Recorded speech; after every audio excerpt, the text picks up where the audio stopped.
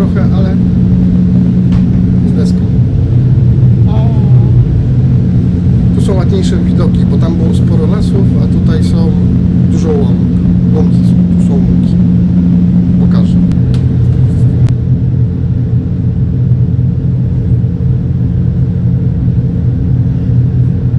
Jest bardziej płasko i no tak te drzewa, no tak lasów nie ma za dużo tutaj. Są drzewa, no tak, no ale jest płasko i jest no, mniej drzew niż w porównaniu jak się jechało do Kiel.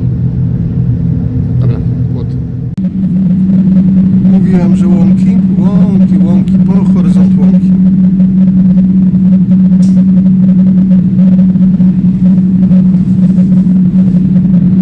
Tak strasznie płasko, nie? Jak na prairie. Gdyby nie te rozlewiska Elby, to by była taka pseudopustynia.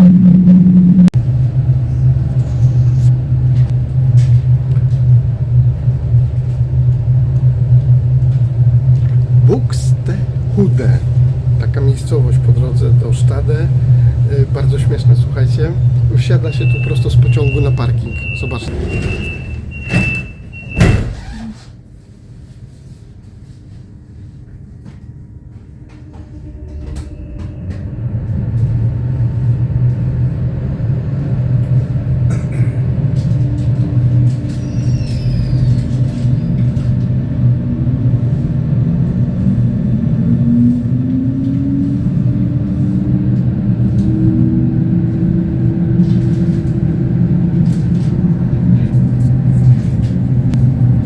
Trochę jaja, co? Wysiadać prosto z metra na parking. To znaczy mieć miejsce blisko parkingowe, nie? Marzenie ludzi z miasta. Wysiadasz z metra, od razu do samochodu. Można? Można.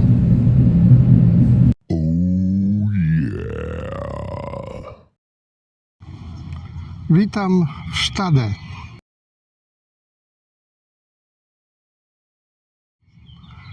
Miasto tak zwanego Dolnej Niedersachsen, chociaż nie wiem dlaczego akurat nazwali to Dolne Niedersachsen, chociaż samo serce Niedersachsen jest pod nami. My jesteśmy bardzo na północy, a serce Niedersachsen leży bardziej na południe stąd, więc dlaczego Dolne? Nie mam pojęcia. Nieważne. Witam jeszcze raz w Stade.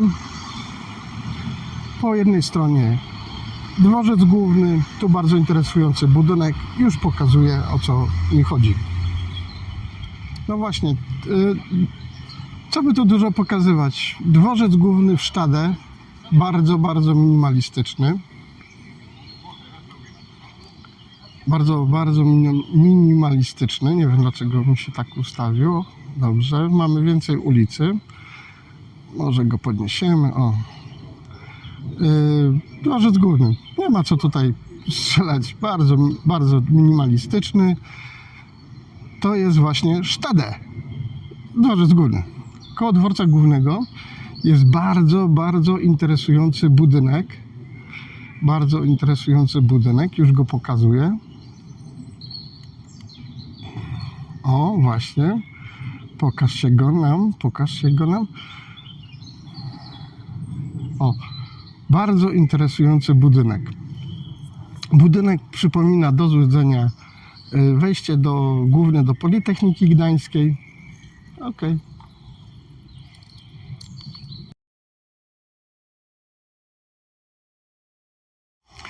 Dobra, bym nie był sobą, jakbym nie wpadł na pomysł, żeby po prostu dalej nagrywać film i powiedzieć parę rzeczy o tym miejscu, nawet o samym dworcu, bo jest ciekawa rzecz.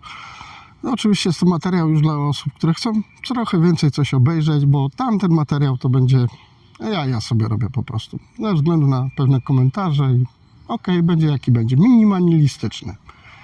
Ten dworzec, który wam tam pokazałem, taki malutki, bardzo ważny dla tego miasta. Dlaczego? Dlatego, że pamiętajmy, że jesteśmy jakieś 45-50 km do Hamburga. Czy to dużo, czy to mało? Nie wiem, tak naprawdę. Ale no jest kawałek. I teraz I teraz, dlaczego taka miejscowość ma jakiśkolwiek sens? Dlaczego dworzec jest tutaj kolejowy? Ten dworzec kolejowy praktycznie był tutaj pewną przepustką dla tego miasta, z tego względu, że proszę pamiętać, że to miasto powstawało w etapie, kiedy samo miasto Hamburg nabywało swoich praw miejskich i portowych i wtedy były te niesamowite cła, myta, podatki na właśnie towary sprowadzane z zagranicy i przede wszystkim ryby. Więc oczywiście bardzo tubylcy, bardzo przestrzegający przepisów, pomyśleli sobie, no dobra, a jakby była taka miejscowość mała przed Hamburgiem, do której byśmy mieli podprowadzone dworzec kolejowy, kolej innymi słowy, i tutaj by się te ryby wyładowywało, albo niektóre towary i po prostu na zasadzie takiego nieformalnego przewozu do Hamburga by się je tam dowoziło już bez cła, podatków, myta. Dlatego właśnie mają takie właśnie, ten dworzec ma takie duże znaczenie dla tego miasta. Przede wszystkim miał, prawda? Ten piękny budynek, który przypomina Politechnikę Gdańską, wejście, no jest to teraz obecnie ratusz tego miasta, w którym się znajdują wszystkie urzędy potrzebne, aby takie miasto mogło funkcjonować. Jest za mną, dokładnie. Kto był na Politechnice i widział główne wejście, to oczywiście wie, o czym mówię, bo no naprawdę czuję się tak, jakbym był teraz w Gdańsku przed wejściem na Politechnikę i po prostu no tak to wygląda, to wejście. No nie ma co tutaj się oszukiwać. Dam trochę niżej, żeby tak ładnie mnie kadrowało. I no słuchajcie, dlaczego jest tak wybudowane? Politechnikę Gdańską budowali ci sami architekci, którzy w Lidze Miast Hanzatyckich zajmowali się rozbudową tych miast i rozbudową właśnie tego całego terenu, tutaj basenu, Morza Bałtyckiego i tych wszystkich miast jak Gdańsk, jak Hamburg i tak dalej. I ci Holendrzy, bo to głównie prym wiedli Holendrzy, budowali właśnie takie obiekty. No oczywiście autobus.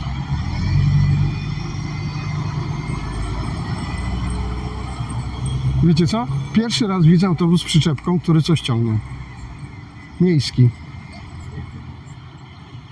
A, już wiem, znaczek z tyłu był oznaczony. Wiecie co? To była przyczepka na rowery. Banalne, genialne. Tada! Dobra, dlatego mówię, do złudzenia ten budynek do złudzenia przypomina Politechnikę Gdańską, bo mówię, ci sami architekci, ta sama nuta w głowie, nie? Więc i same miasto, zaraz tam zajrzymy. Słuchajcie, zobaczcie, same miasto, oczywiście osoby, które znają Gdańsk, znają jakby to powiedzieć architekturę Gdańska, będą już widziały i czuły się dosłownie tak, jakby były w Gdańsku. Łącznie, słuchajcie, z tymi tutaj, dokładnie z tym kanałem tutaj. Przecież ja się czuję dokładnie znowu. Będziemy wycinać.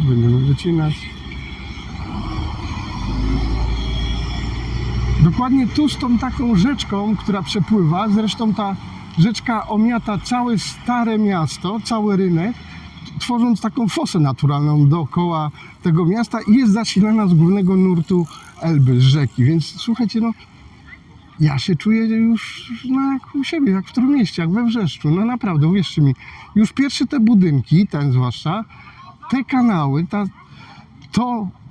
ten mostek, ten kanał, no i przede wszystkim, no mówię wam, do złudzenia i przede wszystkim, słuchajcie, no ten budynek do złudzenia przypominający Politechnikę Gdańską, no na samo wejście taka bomba, nie?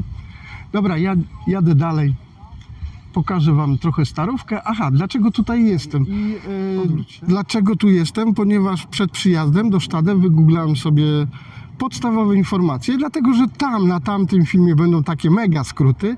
Jestem tutaj dla 3 rzeczy, które pierwsze co napisali, to tak, huta aluminium, stocznia, chyba stocznia remontowa i port rzeczny. Poszukam tych 3 rzeczy. Jadę szukać. Między innymi Starówka. Pokażę wam, co znalazłem i pokażę wam, co zobaczyłem.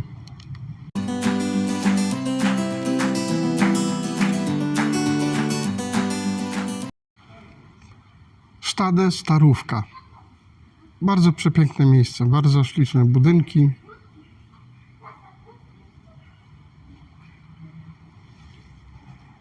Guzik, prawda? Tu jest zajebiście. To jest oczywiście na dalszą część filmu. Ja zabieram swoją gębę, pokażę wam to. Jest to normalnie bomba, mega.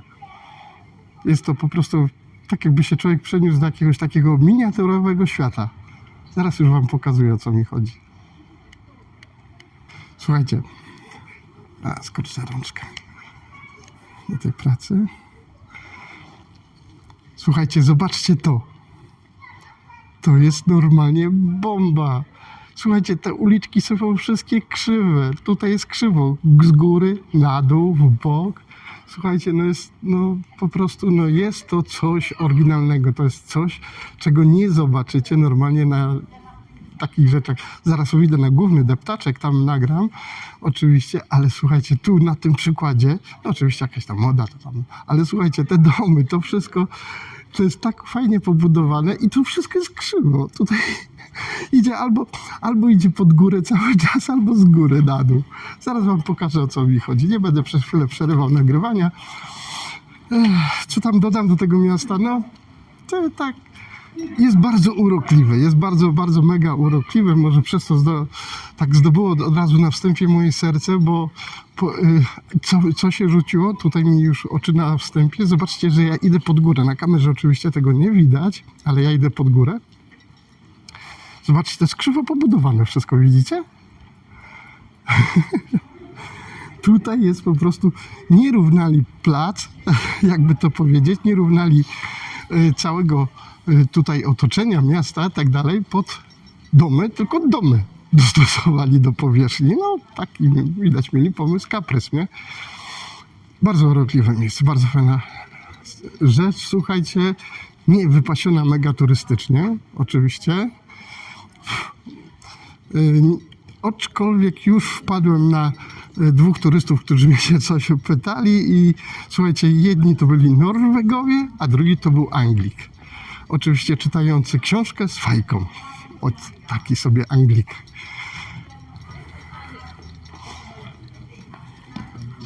Ja się muszę, przyznam wam szczerze, nauczyć trochę, ponieważ ja teraz będę nagrywać chodząc z hulajnogą w ręku. Z jedną strony pcham hulajnogę, a w drugim ręku mam gimbala i teraz tym lewą ręką lewą ręką obsługuję gimbala. Zazwyczaj robiłem to prawą, teraz muszę robić to lewą. Słuchajcie, bomba. Dla mnie bomba. Naprawdę. Takie miasto, które by się chciało przytulić. W porównaniu do kilo? Słuchajcie, zobaczcie, przecież ile ja przeszedłem? 100? 200 metrów mógłbym przejechać oczywiście na rolce, ale nie przyjechałem tu śmigać po starówce rolką. Zobaczcie, to jest wszystko tak jakby dziecko chciało narysować w takim przewodniku dla turystów, nie? Wszystko w jednym miejscu by było. Normalnie bomba. Dobra, teraz rozwinięcie tej starówki. Tutaj jestem właśnie już po drodze. Po drodze jestem właśnie tutaj do głównej starówki. Słuchajcie, zobaczcie, jakie to wszystko jest urokliwe, piękne, małe, takie wręcz dostosowane do takiej mini turystyki. Zobaczcie, że te wszystkie domy nie są dostosowane tutaj do tych pochyłości, a nie to, że tutaj były robiono tak, że po prostu dostosowywano pochyłości do budynków. One po prostu są krzywe, one są po prostu jedne, drugie przeschodzą takie naprawdę bardzo, bardzo dziwne. Super miejsce. Ja naprawdę fajnie się tutaj czuję w porównaniu do Kilu, gdzie na dzień dobry zostałem zrugany. I teraz co jeszcze mogę powiedzieć? Turyści. Od razu wpadłem przy wejściu, bo bakarejka taka była. Jeden turysta z Norwegii, turysta i turystka z Norwegii. Bardzo chwilę ze mną sobie pogadali, a on jeszcze w dodatku, że z Polski jesteś, też w Polsce oczywiście byli, bardzo pozdrawiają nas i Gdańsk, bo w Gdańsku jak najbardziej byli. I drugi turysta Anglik. Słuchajcie, prawdziwy Anglik z fajką i z książką siedział, czytał. Widzicie? Naprawdę, ja przeszedłem, zobaczcie, kolejne 100 metrów. O, tu pan z pizzą idzie i będziemy go nagrywać. O. Znaczy, przeszedłem kolejne 100 metrów. Tu się naprawdę wszystko tak jak w takim filmie animowanym się zmienia. Jest naprawdę ślicznie, pięknie. Tu jest kolejne jakieś centrum, albo chyba stary ratusz. Tak, stary ratusz. Stary ratusz, zobaczcie. I teraz zobaczcie, ta ulica tu biegnie w dół. Totalnie w dół biegnie. Dosłownie 50 metrów i ona opada chyba o jakieś 12-10 metrów na pewno opada, więc no mówię, no to miasto jest skutecznie cały czas pod górę albo z góry. Jakaś restauracja z wielką armatą. Ja się zagłębiam coraz bardziej w starówkę. Naprawdę, jest super tutaj, fajnie. Zamknij japę, daj poglądać ludziom.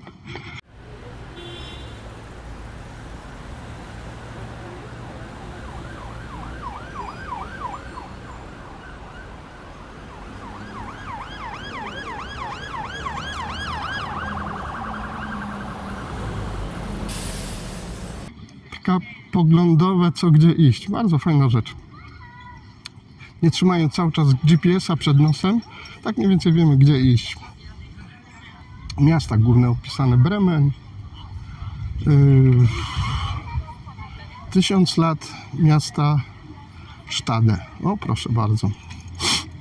Hansa-Stade, czyli hanzatyczne. W Hanzie są 1000 lat. Brawo, brawo. Widzicie, że ta architektura jest tak, jakbym normalnie z Gdańska ją zerżnął. I teraz patrzcie tam dalej. Chwilę. Tam był kościół. Tam dalej popatrzcie. Tam wszystko już za tym ryneczkiem nagle tak w dół opada. W dół opada. Teraz zobaczcie, tutaj te wszystkie domy. Holenderski styl. Dokładnie. Dobra.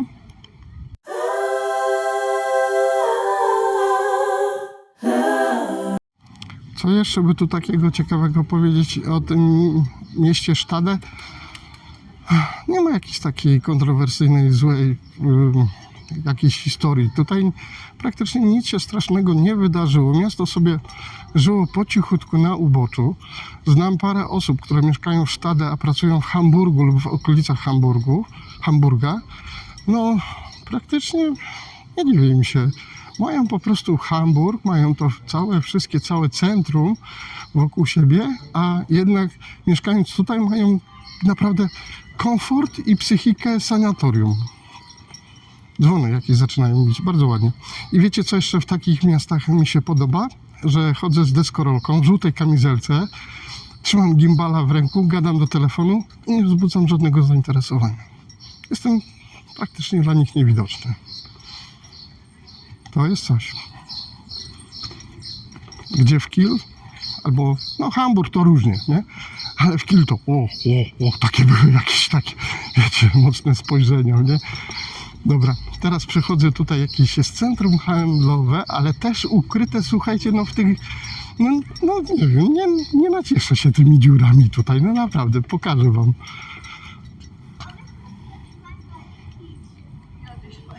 O, udało się. Słuchajcie, tutaj jest zejście mocno w dół. Powiem, że gdyby nie moje nóżki, to bym się tam przeszedł, chociaż nie wiem, gdzie ta droga mnie wyprowadzi, bo chcę dojść na takie bardzo, bardzo znane miejsce fotograficzne. I tak za bardzo właśnie nie wiem, w którą stronę się udać, ale zaraz jest mapa. Tu, jest mapa i zaraz tam przejdę. Patrzcie, znowu te uliczki, jak one uciekają w dół, w bok i tak dalej. Jak oni te domy tutaj pobudowali. Tam był ten główny plac. Oczywiście tego na tym krótkim filmie nie będzie, ponieważ nie chcecie takich rzeczy oglądać, nie będzie ich tam. Tutaj zobaczcie, centrum handlowe, wszyte w tą starówkę, ukryte wręcz. Duże szyby pozwalają na to, że... Ja pierdziel pszczoła.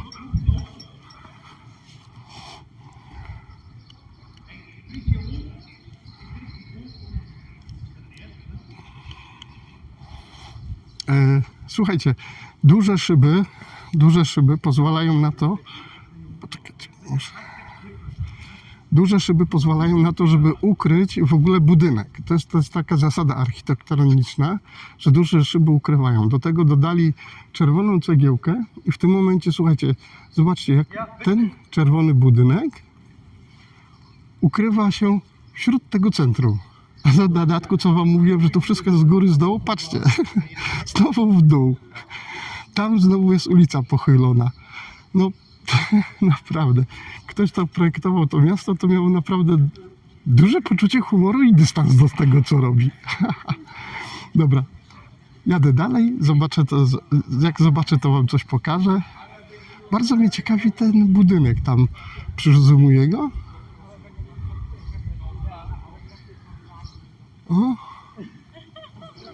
O właśnie, no dobra, przyzumowałem go. Szklany taki dach. I to duży jest. Jak na to miasto, to jest duże. Dobra, idę do mapy i szukam tego fotograficznego miasta, a później, tak jak obiecałem, szukam po pierwsze stoczni, huta aluminium i port rzeczny. Takich rzeczy będę szukał. Słuchajcie, przejechałem parę metrów i się specjalnie zatrzymałem, żeby wam to pokazać. Słuchajcie, tutaj znowu ulica spada mocno w dół. Mocno w dół spada. I słuchajcie, i dalej kolejna sympatyczna uliczka z krzywymi domami. Może już będę zdjęcia robił, nie będę ludzi straszył, ale z krzywymi domami i z tą taką naprawdę krzywą ulicą. Ona jest w każdym metrze, w każdym centymetrze. Ona jest krzywa. Tutaj naprawdę, tutaj nie ma kawałka prostego. Tutaj wszystko jest krzywe. Nie wiem, skąd się to wzięło, nie doczytałem tego, ale tak jest. Po prostu ta ulica jest krzywa. Aha, ten budynek z tym szklanym dachem, co mnie zainteresowało, to jest ich właśnie muzeum ziemi tej tutaj sztackiej, czy Stade, więc jest to jak najbardziej muzeum, nie? Więc tak to wygląda. Staróweczka piękna z tymi swoimi domami, słuchajcie, no to mi przypomina już zupełnie Gdańsk, ulicę Długą. Właśnie ten dom. To dosłownie tak jakby wyciąć z Gdańska właśnie taki dom. No, zagłębiam się tam już porobię zdjęcia, nie będę ludzi straszył, ale słuchajcie, no kolejne 50 metrów i kolejne, naprawdę miejsce do robienia, super foć. No super miejsce.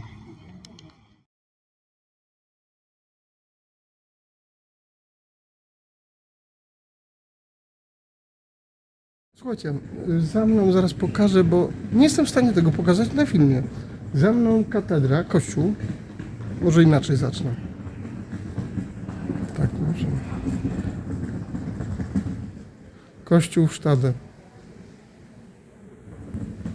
Dobra, teraz bez jaj. Za mną katedra główna miasta Stade.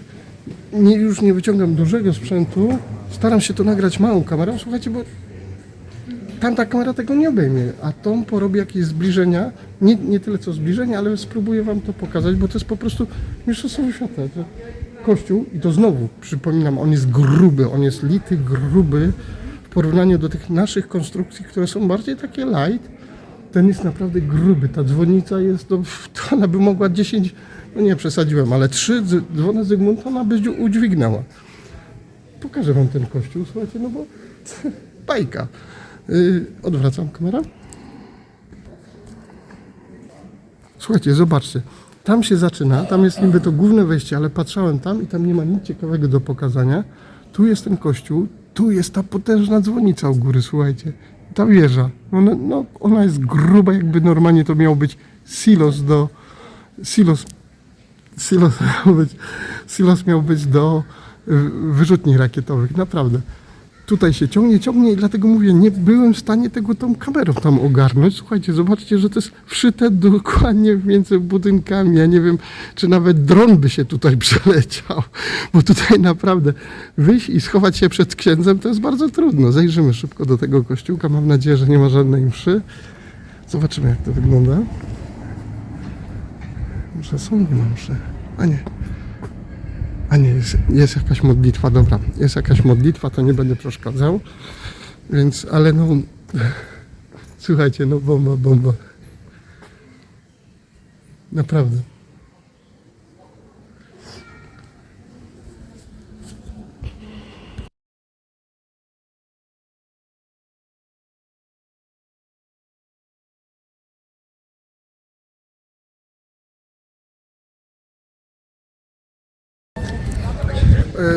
Ze względu na to, że jestem zupełnie w samym centrum Stade turystyki i tutaj no po prostu każdy centymetr kwadratowy jest na wagę złota i na wagę turystyki i nie będę tutaj straszył ludzi kamerami, sam się nagrywam tylko, do siebie mówię, więc jest taki względny luz.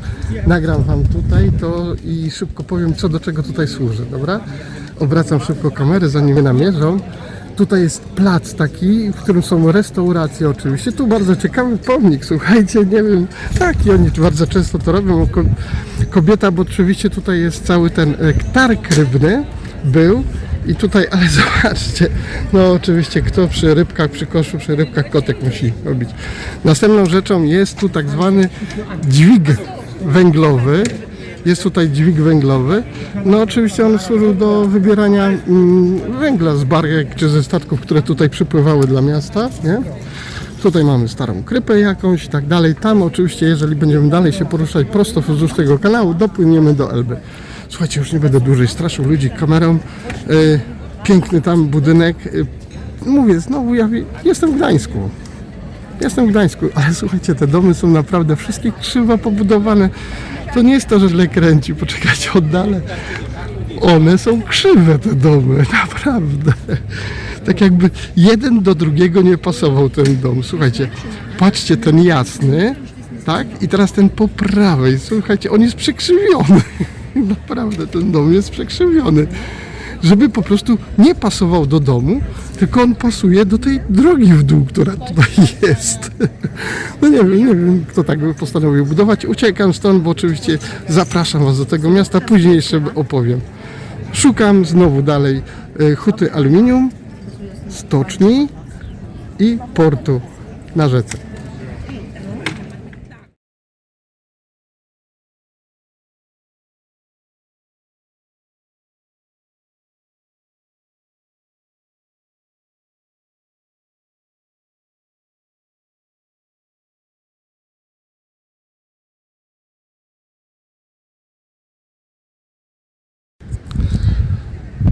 No dobrze, już nie wyciągam dużego sprzętu, bo troszeczkę się z czasem rozminąłem. Znalazłem port, ale to nie jest ten port, o który mi chodziło. Dobra, oczywiście dłuższa wersja. Słuchajcie, port tutaj jest, tak, jest na rzece port, ale to jest port dla żaglóweczek. To z portem to nie ma nic wspólnego. Tu jest jakaś jednostka, ale to jest, no... To jest nisko zanurzona jednostka. Podejrzewam, że jakiś rybaczek to był, nie? Tu jest wejście do Elby. Podejrzewam, że to są, no jak to się nazywa, penthouse'y, tak? No tutaj buty spadają, cena za metr kwadratowy. Tutaj jest jakiś piękny taras widokowy, na który nie lecę. Tutaj jest to miejsce, z którego wyszliśmy, czyli jest ten dźwig węglowy. A ja idę szukać dalej plaży, stoczni i huty aluminium.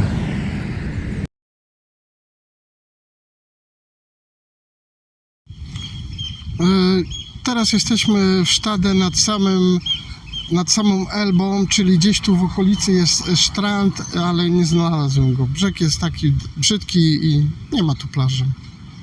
Oj, powiecie? Dobra. I teraz teraz wersja oczywiście dla szeroka wersja. Teraz tak, może będę pokazywał, a nie siebie, dobra? Odwrócę kamerę. Jak widzicie, pogoda trochę się skiepściła. No, na prognozie nie pokazywała, że będzie jakaś mega super, ale to już nie przerażało mnie po prostu. Grunt, żeby śnieg nie padał, tak jak tutaj z kolegą rozmawiałem. Tak to wygląda. No, to jest to wejście, to jest ten kanał, który widzieliśmy tam w środku miasta. Tu nic ciekawego się nie dzieje. Jakieś płytkie jednostki, jakaś jednostka ratunkowa. Nie ma tu żadnej stoczni. Jedyna stocznia, którą można byłoby pomyśleć, że jest stocznią, to był taka przystań jachtowa, która miała parę dźwigów do wyciągania jednostek z wody. No ale trudno to nazwać pocztą. Zaraz podjadę jeszcze tam kawałek, nagram. To znaczy, albo nie będę wam w kółko nagrywał, bo tutaj są dwa pirsy. Jeden jest przede mną, który miał być pseudogazowy, ale im to nie wyszło, ponieważ no gaz rurą im dostarczyli, więc no nie wyszło to. Minęłem fabrykę, no jest tutaj jest tu huta aluminium, duża, zaznaczam, duża jest, ale przez to jej nie chciałem nagrywać, z tego względu, że może być monitorowana, może być w strefie podwyższonego bezpieczeństwa, więc po co mieliby przylecieć do mnie i tutaj walczyć ze mną i mi to wyrywać tutaj moje wideo, więc odpuściłem sobie, jest, zaliczam, tak? Huta aluminium jest i jest bardzo duża, pomimo tego, że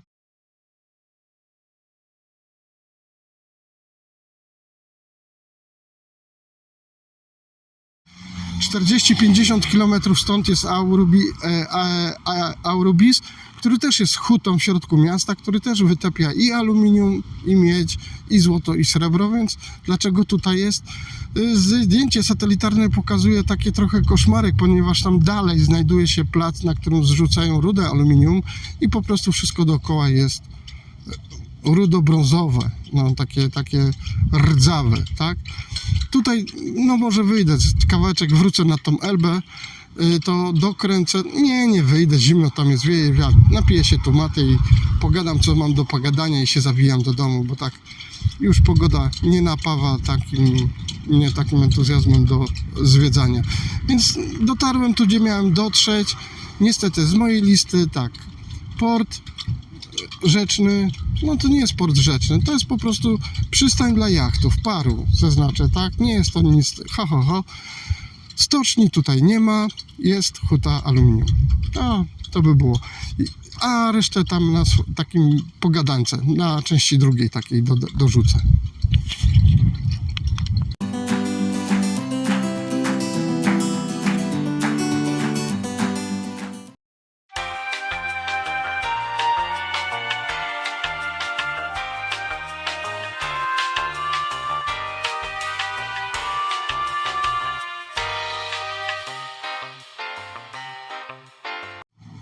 Będąc jeszcze pod wpływem wycieczki w Sztadę i powrotu, no niestety ze Sztadę mnie wygonił deszczek. Tutaj wylądowałem w Harburgu i przyjechałem do domku na desce i się po drodze to troszeczkę zmoczyłem do tego stopnia, że się musiałem przebrać, bo zimno mi się zrobiło. Chciałem w tych samych ciuchach nagrywać, ale sprzęt zostawiłem w konfiguracji tej samej, więc jest jak najbardziej przedłużeniem myśli i materiałów, które miałem nagrać w Sztadę. Miałem w ogóle was z tym materiałem przygotować. Zaznaczam, że to są moje konspekty pisane, to nie są ściągi z internetu. Więc chciałem powiedzieć, że dzisiaj 29 maja, w czwartek, mamy w Niemczech dni wolne od pracy i na to się składają dwa święta. Dzień Ojca, to jest świeckie jak najbardziej, i drugie święto to jest Wniebowstąpienie Pańskie, to jest 7. niedziela Wielkiej Nocy po zmartwychwstaniu, dokładnie. No znowu mamy kłopoty z kalendarzem, ale to wiecie, z czego to wynika, no kłopoty. Nasz kalendarz katolicki, kalendarz grekokatolicki, kalendarz ten, który był wtedy, no za dużo kalendarzy. Słuchajcie, Dzień Ojca, no wiadomo, tutaj bardzo wcześnie mocno kultywowany, tak dobrze się bawili ojcowie, trochę odbiega od Dnia Matki z tego względu, że Dzień Matki to dzieci, kwiaty, wiecie, imprezy wspólne. Dzień Ojca raczej się obchodzi indywidualnie, to faceci sami sobie robią grilla, bardzo dużo alkoholu. Najczęściej był po Dniu Ojca. Bardzo znane było to, że był piątek wolny, to znaczy nie był piątek wolny, tylko ludzie sobie brali piątek wolny, musieli odkacować. No prosta sprawa, nie?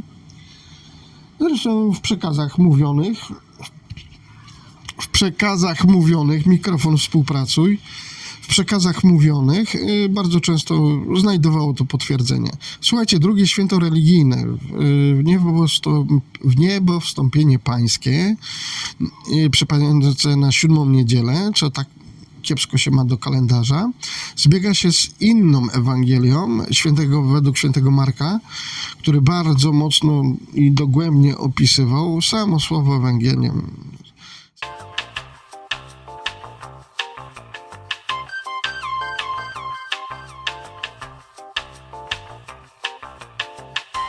Same Ewangelium. Mam z nimi straszny kłopot z tego względu, że są nie dość, że w niektórych miejscach zbyt szczegółowe, a później są nagle tak dziurawe, że zdrowa logika do tego nie pasuje. Ale zacznijmy od tej Ewangelii właśnie świętego Marka, kiedy to właśnie opisuje też właśnie zbiegające się z życiem Chrystusa koło wieku lat 30, tutaj będzie, kiedy właśnie opisuje, że mogę cytować, tak? To nie jest czytanie, to jest cytat. Zbliża się pora Paschy żydowskiej i Jezus udał się do Jerozolimy. Po co? Na co? Przecież to nie był jego obrządek. Moja myśl jest taka, że dlaczego się udał? Ponieważ obowiązywało wtedy takie prawo, że wierzenie, Kościół schodziło z ojca na syna. Józef był Żydem, nie ortodoksyjnym, ale był Żydem. No, może dlatego między innymi tutaj dalej wam powiem, co z tego wynika. Kolejne słowa w tej samej Ewangelii w różnych przekładach, zaznaczam, w różnych przekładach, to, że w świątyni napotkał siedzących tam za stołami bankierów. On coś od razu miał do bankierów, tak? Później dopiero wymienia się handlarzy trzodą, ptactwem, tam nawet były jakieś nierządy, dziwki czy coś. To wszystko tu porozganiał, tak? Dostał furii, wpadł w wściekłość i wynocha stąd, rozpędził ich na lewo i prawo. Okej. Trochę go poniosło, ale kolejne tam doczytanie tej samego zjawiska mówi o czymś takim jak, to są same słowa Jezusa samego do siebie, że gorliwość o dom Twój pochłonie mnie. Okej. Świetne określenie na wybuch furii albo złości, gorliwość. Czyli ja od tej pory nie będę się złościć, ani nie wpadać w wściekłość, tylko będę gorliwy. Okej? Mogę. Będę gorliwy po prostu. Słuchajcie, i tutaj moja kolejna myśl do tego, że czyżby sam Syn Boży i Bóg mieli kłopoty z aktami furii, wpadania w złość? Przykład? Jak wyżej tutaj właśnie Jezus wpadający do świątyni, zaznaczam, że katole nie mieli wtedy swoich świątyni, to musiała być synagoga. Zresztą później się okazuje, że to jest synagoga. I tutaj, kiedy on mówi, że to, jak on to ładnie powiedział, poczekajcie, gdzieś ten mam cytat. Sam mówi, oto dom ojca mego, czyli co, gdzie? Synagoga? Okej. I słuchajcie, po tej nadgorliwości, jak ich tam rozgonił, doszedł do wniosku, że no faktycznie coś mu ta przepowiednia mówi, że nie bądź aż taki hop do przodu, to się zaczął z tymi Żydami układać, nie? No i co, nagle się okazało, że co, wypędził tam ze świątyni Żydów? Bankierów żydowskich? I po całym tym zajściu zaczyna coś tam opowiadać im, że jest w stanie zburzyć tą świątynię i wybudować ją w przeciągu 3 dni. Dlaczego w przeciągu 3 dni, a nie od razu? Tu mi tutaj coś nasuwa na myśl, coś takiego, że Chińczycy wybudowali stadion na parę tysięcy osób w przeciągu 5 dni. Czemu nie mógł jej zbudować od razu? I zresztą pamiętajcie, że w tej samej świątyni on się układał z Żydami, z żydowskimi kapłanami. Więc z jakiego kościoła go wypędzał tych ludzi? Nie wiem. Atak furii tu był Jezusa, a atak złości i furii u Boga też jest, nie? Kiedy Bóg nam dał do dyspozycji wolną wolę i czyńcie sobie ziemią podległą, to myśmy zaczęli to tak mocno czynić, że Bogowi to się nie spodobało i zrobił potop. Noe, ta arka, nie?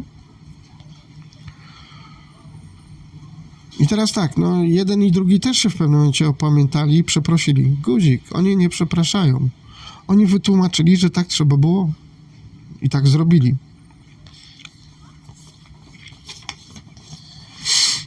No.